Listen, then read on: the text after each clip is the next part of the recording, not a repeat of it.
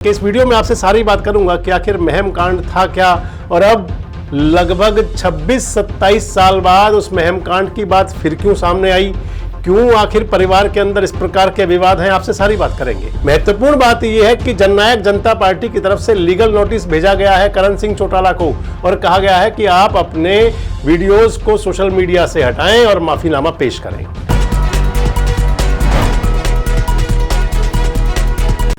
दोस्तों नमस्कार, मैं संजय मग्गू और मौजूद है देश रोजाना के डिजिटल मीडिया मंच पर। हरियाणा का बहुत पुराना सियासी परिवार है चौटाला परिवार।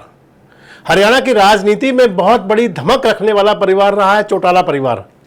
लेकिन 2019 के विधानसभा चुनाव से पहले जो परिवार में दरार आई थी वो लगातार चौड़ी हो रही है और अगर कहें तो आने वाले समय में कोई बड़ी बात नहीं होगी, कोई अतिशयोक्ति नहीं होगी कि ये परिवार कानून की दहलीज पर, अदालत की दहलीज पर भी आपको दिखे।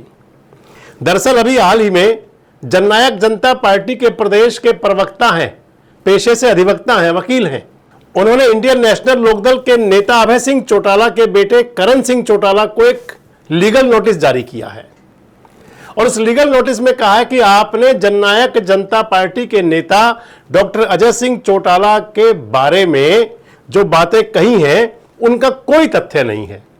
आपने अजय सिंह चौटाला के बारे में जो बेबुनियाद बातें की हैं उससे जननायक जनता पार्टी को राजनीतिक और सामाजिक क्षति है, इसलिए आप 15 दिन के अंदर आप अपना माफीनामा दें और सोशल मीडिया से अपनी सारी उन पोस्ट को हटाएं।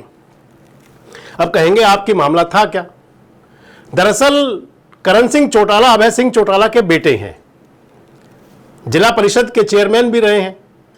इस समय जो खेल की संस्थाएं हैं उनमें उनका बड़ा योगदान रहता है, आगे रहते हैं, राजनीति में भी सक्रिय पूरी तरह से रहा करते हैं। करण सिंह चौटाला का पिछले दिनों एक सोशल मीडिया वेबसाइट पर और यूट्यूब चैनल्स पर एक इंटरव्यू चल रहा था और उस इंटरव्यू के अंदर, उस साक्षात्कार के अंदर करण चौटाला ने डॉक्टर अजय सिंह चौटाला के लिए कहा कि अजय सिंह चौटाला पर महम कांड में एफआईआर हुई थी, उस एफआईआर में अजय सिंह चौटाला का नाम था। और इस बात को लेकर के इस वीडियो में आपसे सारी बात करूंगा कि आखिर महम कांड था क्या और अब लगभग 26-27 साल बाद उस महम कांड की बात फिर क्यों सामने आई, क्यों आखिर परिवार के अंदर इस प्रकार के विवाद हैं, आपसे सारी बात करेंगे। लेकिन अब महत्वपूर्ण बात यह है कि जननायक जनता पार्टी की तरफ से लीगल नोटिस भेजा गया है करण सिंह चौटाला को और कहा गया है कि आप अपने वीडियोज को सोशल मीडिया से हटाएं और माफीनामा पेश करें। अब बात महम कांड की। 1987 में हरियाणा के अंदर चौधरी देवीलाल की सरकार बनी थी। सरकार बनने पर चौधरी देवीलाल हरियाणा के मुख्यमंत्री हुए और बाद में चौधरी देवीलाल ने पूरे देश के अंदर विपक्षी नेताओं को इकट्ठा करके एक बड़ा गठबंधन बना दिया। चौधरी देवीलाल ने ऐसा गठबंधन तैयार कर दिया जिसके अंदर लेफ्ट और राइट एक साथ पहली बार दिखे, यानी कि भारतीय जनता पार्टी भी और कम्युनिस्ट पार्टियां भी। 1989 में देश में सरकार बन गई विपक्षियों की, कांग्रेस को बिल्कुल पूरी तरह से धराशायी कर दिया और चौधरी देवीलाल उस सरकार के अंदर उप प्रधानमंत्री हुए। हरियाणा की बागडोर मिली ओम प्रकाश चौटाला को। ओम प्रकाश चौटाला उस समय विधायक नहीं थे। मुख्यमंत्री रहने के लिए आपको 6 महीने के अंदर अंदर विधायक बनना था। ओम प्रकाश चौटाला ने महम से अपना जो नॉमिनेशन किया, महम की विधानसभा सीट खाली हुई क्योंकि वो चौधरी देवीलाल की सीट थी। महम की सीट खाली हुई, महम में उपचुनाव हुआ और उस उपचुनाव में ओम प्रकाश चौटाला मैदान में थे। ओम प्रकाश चौटाला को विधायक बनना था, लेकिन इधर क्योंकि कंट्रोवर्सी बहुत थी पार्टी की, केंद्र के अंदर विश्वनाथ प्रताप सिंह प्रधानमंत्री और चौधरी देवीलाल उप प्रधानमंत्री और कंट्रोवर्सीज जो थी, उनकी आपसी जो तालमेल जो खराब हो रहा था वो दिनों दिन बढ़ रहा था।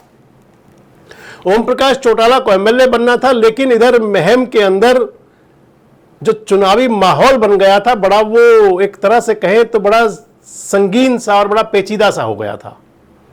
उस समय वहां पे एक निर्दलीय कैंडिडेट अमीर सिंह, उनका मर्डर हुआ था।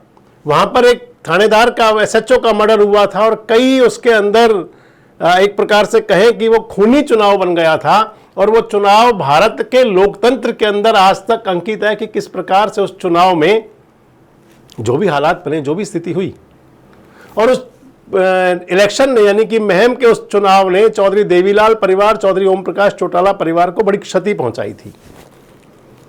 एक बात बड़ी चर्चा में चली थी कि चौधरी देवीलाल कहा करते थे कि महम का वहम निकाल देंगे, लेकिन बाद में उसी महम ने चौटाला परिवार को अपना अंगीकार भी किया। और इधर अब बात करें आज अगर, तो आखिर आज ये महम का जिन बाहर क्यों आता है?